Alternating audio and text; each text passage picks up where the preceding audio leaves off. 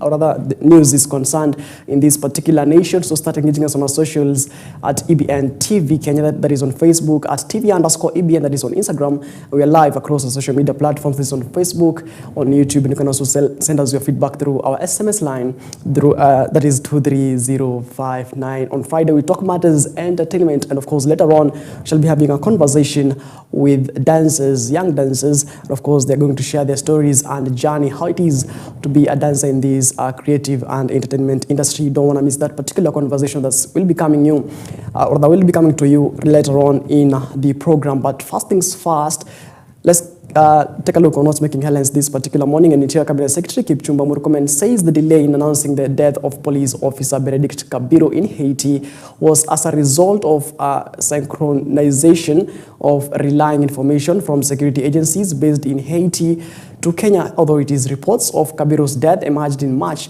where it was established that officer was killed in a gang ambush at Haiti's capital, that is Port-au-Prince. Then police dismissed reports of Kabiru's death, saying he was only missing. On Wednesday, top NPS official visited Kabiru's family in Kiambu County to officially communicate his death in March. Police, however, said Kabiru's body is yet to be located. Unfortunately, in that mission, we lost three of our officers. One of whom is Mr. Benedict Kabiru. Mr. Kabiru lost his life in unfortunate circumstances that were actually not directly related to the shooting by those people. I think it was in the case of protecting colleagues, and the whole report is going to be made public by the IG, but the family has been informed. The National Police Service visited his family yesterday. It may have been, I saw some people raised concern that the message from the president went public before his family was visited. When that news was confirmed, the National Police Service dispatched a team to visit the family. But the synchronization of time made it such that by the time the president was making the statement, I think our officers had not reached the family. But eventually the family was visited, informed of this very unfortunate circumstance, and we continue condoling with the family of Mr. Kabiru. Necessary arrangements will be made to inform. The family has been informed of the circumstance under which he died, and all concerns surrounding his demise have been addressed with the family. Where are the remains of my son? That's what I'm asking.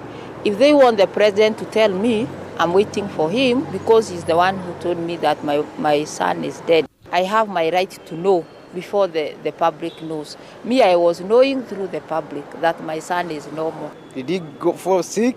Was it an accident? Was he shot? When did he die? And where are the remains? All right, at the same time, the Cabinet Secretary for Interior, that is Kipchumba Murkomen, has ordered Inspector General of Police Douglas Kanja to take action against individuals who mocked the national flag last weekend at Nyayo Stadium. Inspector General Douglas Kanja said that those involved are already being pursued by the police, while the Somali embassy in Kenya has apologized over the incident. The incident occurred during the match between Somalia Mogadishu FC and Kenya's police last weekend at Nyayo Stadium. Hatutakubali mtu yoyote, iwe Mkenya ama mgeni, kucheza na uhuru wetu na our symbols of national unity, including our national flag. So, Panaiji, take the necessary legal action. Let the law take its course. Wanakanyaka ama wanataka wageni wachezee bendera yetu, atu wanakanyaka na kuchoma na kuchezea. That is a flag that was worn by sweat and blood. DCI ya kwamba huyu mtu anakanyaga bendera yetu ya Kenya, bendera ile ilipiganiwa hapa mpaka tukapata uhuru yetu, si ni kweli? Hiyo anatucheza ama vipi? Na hatuwezi tukakubali kamwe. So the Directorate of Criminal Investigation is under direct instructions from the Inspector General, none other than Douglas Kanja Kirocho, that he must move with speed and efficiency and ensure that that man is arrested and taken before a court of law. Alafu koti zetu sifanye kazi yao. Bendera yetu lazima iheshimiwe na kila mmoja wetu. Now, the Independent Electoral Boundaries Commission, that is the IEBC, is asking the youth to take advantage of the continuous voter registration expected to start next week to register as voters. Speaking when he appeared before the Constitutional Implementation and Oversight Committee of the National Assembly, the IEBC chairperson Erastus Dange said the commission has laid down measures to ensure a record number of voters in the 2027 general elections. IEBC plans to register 6.3 million new voters in 2027. We are rolling out the voter registration exercise on 29th of September 2025. That will be precisely Monday next week. Yes, Monday, sorry. And our first launch will happen in Kajiado, in Mashuru, a primary school ground, where we will interact with the people of Mashuru as we launch this exercise countrywide. That's where we'll have the ceremonial launch, but all our Huduma centers, all our registration centers across all the 290 constituencies will be open. And we would like to appeal to all Kenyans to participate in the voter registration, especially the young, those who have not had a chance to vote before in the country. This is just projection. The 6.3 is just a projection, especially for our officers, to be accurate, to actually be accurate, because we are saying these 6.3 are the people who either have ID or they already have applied for ID. All right, a government pathologist has told the High Court in Nairobi that the injuries sustained by Embu brothers, that is Emmanuel Mutura and Benson Jiru, were inconsistent with police claims that they jumped from a moving motor vehicle. Testifying as the seventh prosecution witness, the doctor said he carried out post-mortem examinations on the siblings on August 5th of 2021 at Embu Level 5 Hospital in the presence of their relatives and police officers. Under cross-examination by lawyer Dunstan Omari, who represents some of the accused police officers, the witnesses considered that falls from vehicles can sometimes cause multiple injuries. Including falling from a motor vehicle. Yes. Let us start on the scientific explanation of why you exclude a moving motor vehicle. Kindly explain your scientific explanation. For this particular body, Emmanuel Mutura, Emmanuel had multiple skull and facial bone fractures with base of skull fracture. Now, if you fall from a moving vehicle, you have one impact. You don't fall all over, like you don't hit your head all over. You're falling from a vehicle and you hit the floor or wherever you are. So the impact will be on one part of the body, the one part of the head.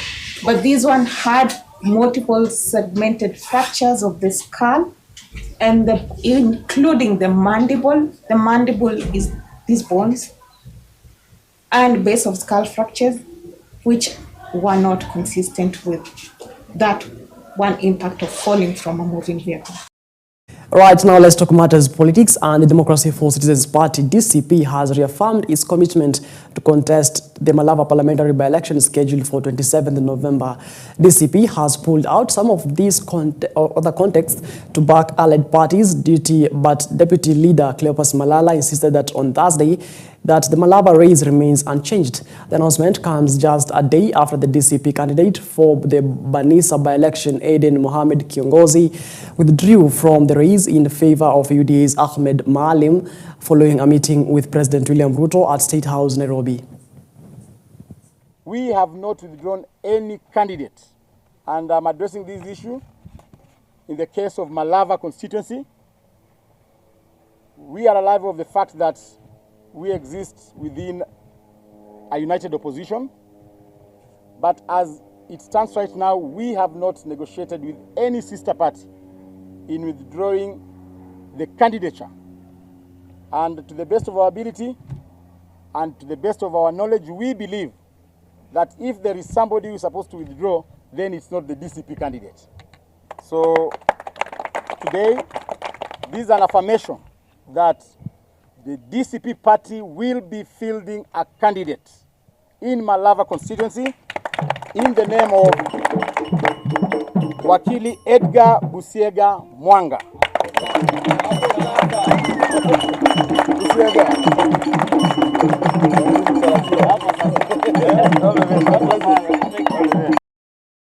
Now, the Anglican Church of Kenya, following reports of suspended services by private hospitals due to delayed payments. Now, the appeal was prompted by reports that private and faith-based hospitals had suspended services to SHA patients due to delayed payments and a failing health infrastructure system. Archbishop Jackson Olesapit noted that faith-based hospitals are on the verge of shutting down due to unpaid SHA debts. This follows an unfulfilled promise by President William Ruto made 3 weeks prior to settle all outstanding hospital claims.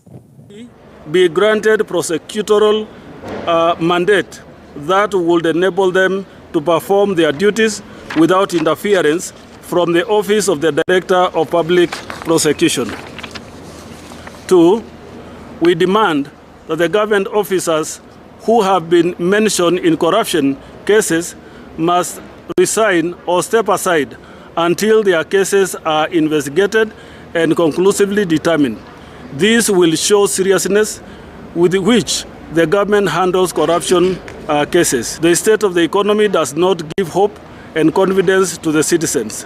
The level of unemployment among our young people is worrying and creating a sense of despair and may have direct bearing in rising cases of crime, and we demand that the country's leadership consider a workable plan to stimulate and spur the economy, and especially aside from the so-called empowerment programs that seem discriminatory and does not spur confidence in the way public funds are used for handouts. It is worrying to hear calls from some politicians proposing extension of the tenure of elective position from 5 to 7 years.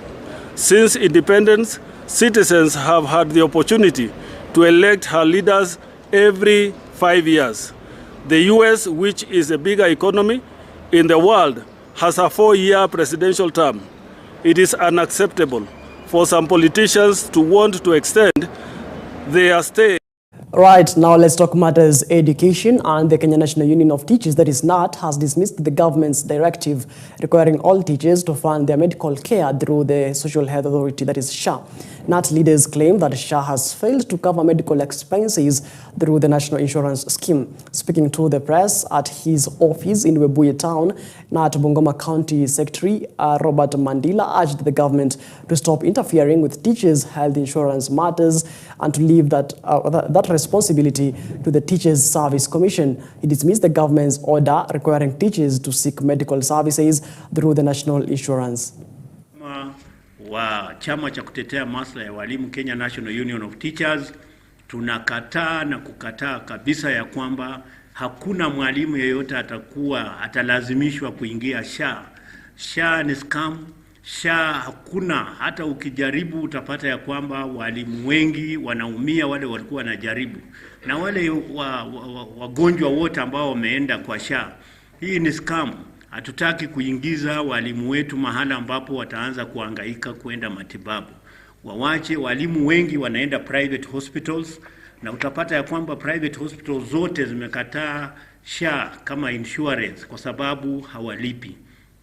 Maana ambapo serikali inaingiza mkono, unapata ya kwamba tunakuwa na shida. Tumekuwa na changamoto katika Minet, but tumekuwa baada ya muda kidogo unapata ya kwamba walimu wetu wanapata huduma ambayo inahitajika.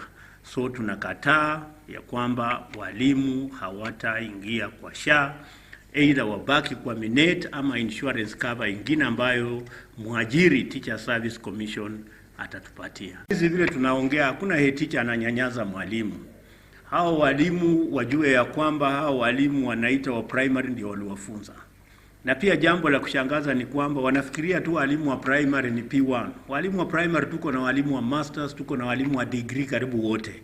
So wasifikirie ya kwamba ni jambo ambalo hao watazaliwa leo. Hao sio Simon Makonde. Wanazaliwa leo, wanataka wakuwe principal, wanataka wakuwe head teachers. Lazima wawajibike, hakuna mtu anawanyanyaza. Right, still on matters education, the government, through the Ministry of Education, has been urged to ensure timely disbursement of school funds to support learning so as to enable teachers to effectively implement school programs and projects. This call was made during the event, or rather an event to support pupils from Eshinieni, Hungwani and Nyanyesi primary schools in Mumias, Kakamega County, where sponsor Boniface Nkashira donated books to students while girls received sanitary pads.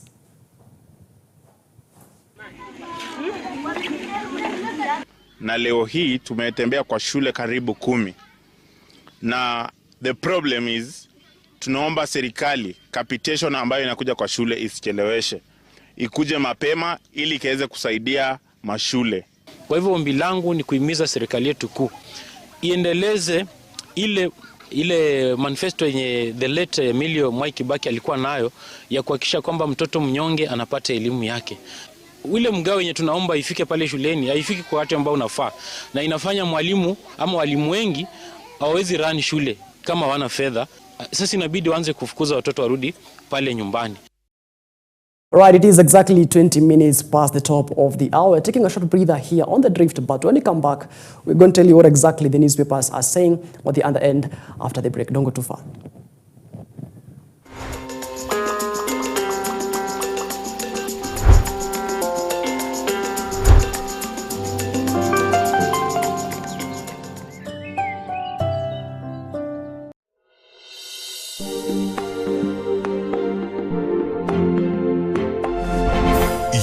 Watching EBN TV, transforming your world.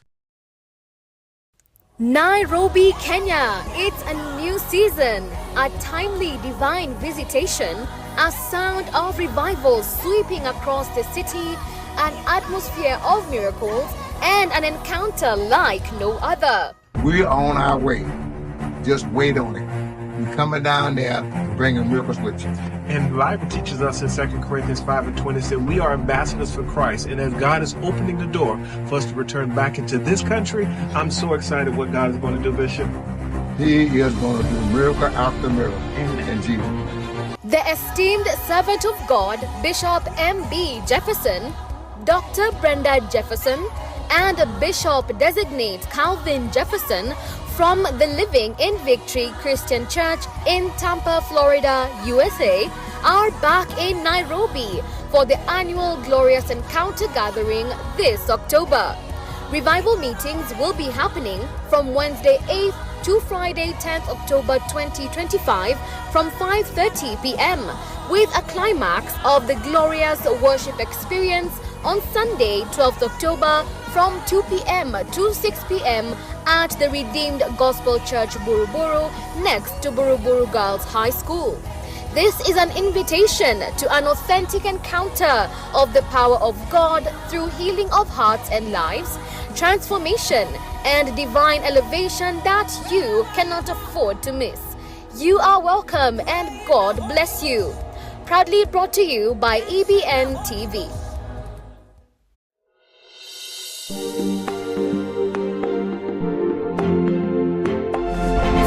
You are watching EBN TV, transforming your world.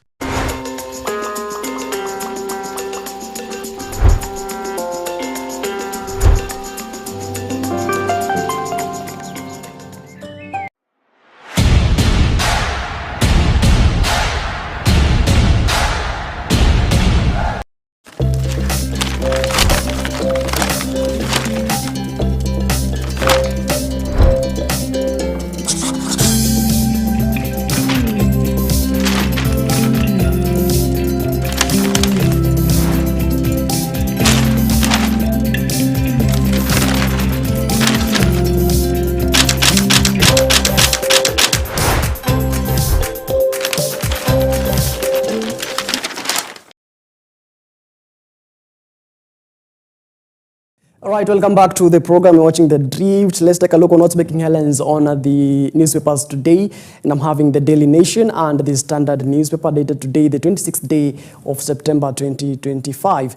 Now let's take a look on what's making headlines actually on the Daily Nation. Now, top story on the Daily Nation says whistleblower on SHA fraud loses job.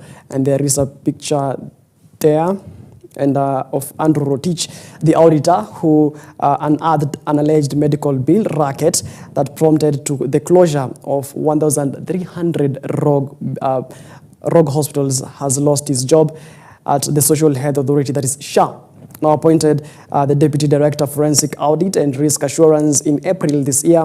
He is not among the shortlisted candidates for fresh interviews for the post. Right, that's a story on page 4 and 5 of the Daily Nation. Matters SHA fraud whistleblowers loses job.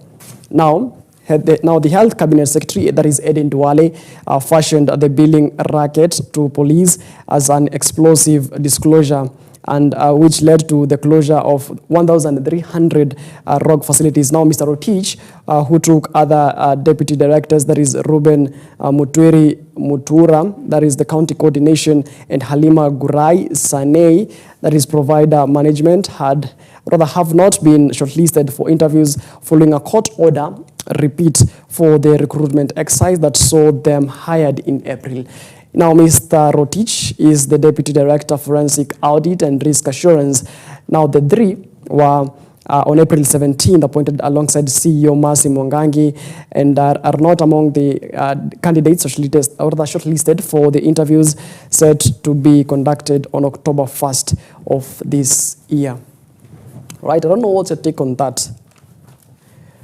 You know, whistleblowers losing their job, and of course amount of fraudulent claims by hospitals that authorities say have rejected after scrutiny, that is a 10 billion Kenya shillings.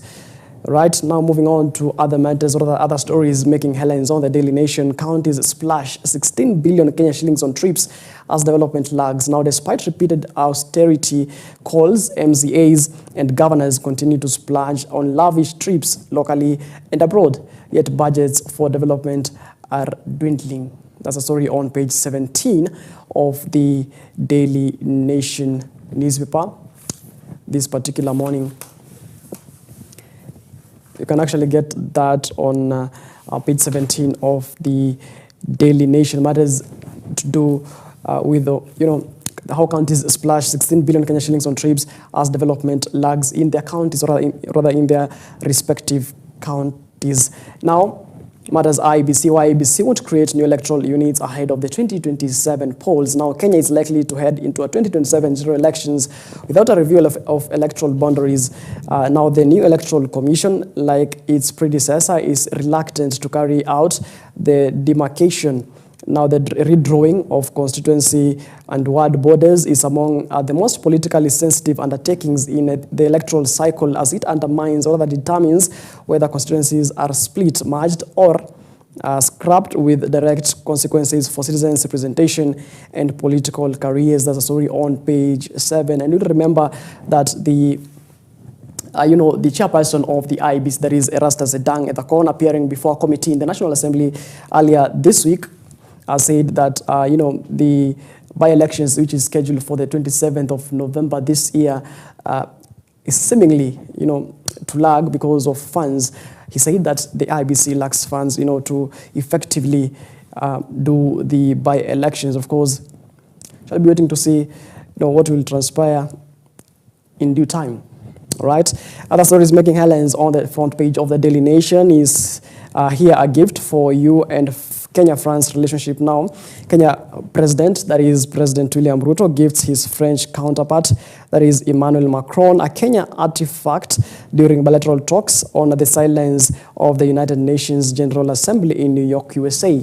Now, the leaders announced that the leaders announced that Kenya and France will co-host Africa's Forward, that is Africa-France Partnership for Innovation and Growth Summit in Nairobi in May 2026. Now, the summit will bring together African and French heads of state and government as part of the renewal of relations between France and African nations.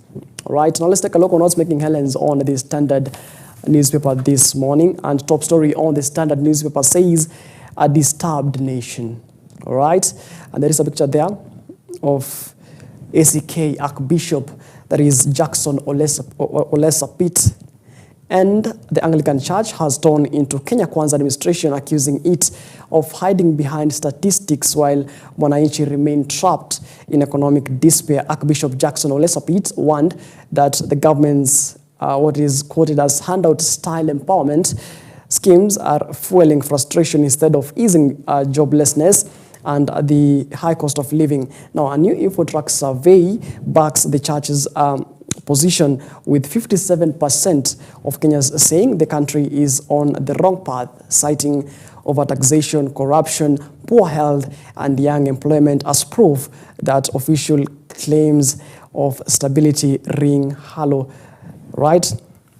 Now, issues raised by the church, that is by the Anglican Church under the leadership of Jackson Olesapit, is unemployment of youth despair, constitutionalism and governance, economic outlook and corruption, human life and dignity, health sector challenges, education crisis, church governance and policies, peace and political stability. Now, pollster findings says 57% of citizens who believe the country, 57% are citizens who believe the country is headed in the wrong direction.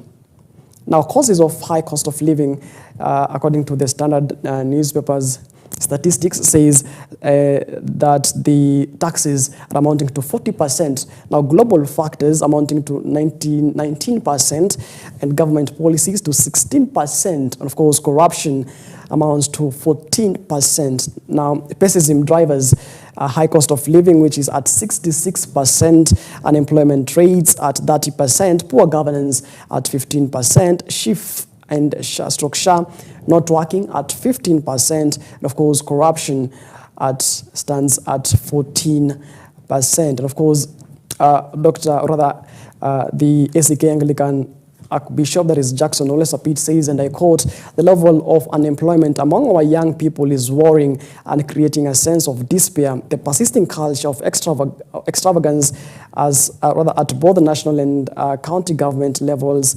remains worrying." And of course, that's a matter that Cynthia and Angela will be having here later on in the top of the hour at 9 a.m. They're going to discuss matters. There have been protests, the anti-government protests witnessed in the country, which was last year, and of course the better part of this particular year. They're going to discuss these matters. Of course, the Anglican Church now says they have lost trust in the current regime. Right? That's a conversation you don't want to miss. That's coming up to you at the top of the hour at 9 a.m. in the Leadership Challenge show. Now, on page 2 of the Standard newspaper include U.S. in the compensation committee, protest victims urge. And of course, Makau Mutua-led compensation panel files appeal. Other stories, suspect in flag desecration arrested amid outrage. Of course, those are some of, the top stories making headlines on the Standard newspaper this particular morning. All right, it is exactly 32 minutes past the top of the hour. That note, we take a short breather here on the program. When we come back, we are going to have a guest, young talented dancers. They're going to share their stories and their journeys in that particular field. You don't want to miss that particular conversation that is coming up to you in the next, in the next few minutes after the break. Don't go too far.